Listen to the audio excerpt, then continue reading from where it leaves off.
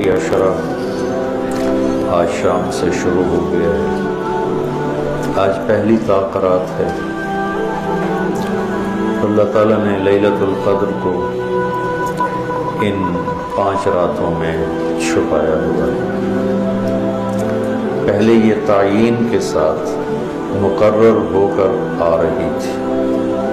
آپس کے جھگڑے ایسی نحوست ہیں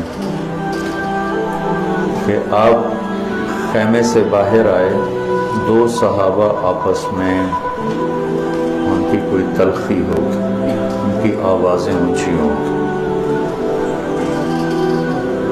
جھگڑا بڑھ گیا۔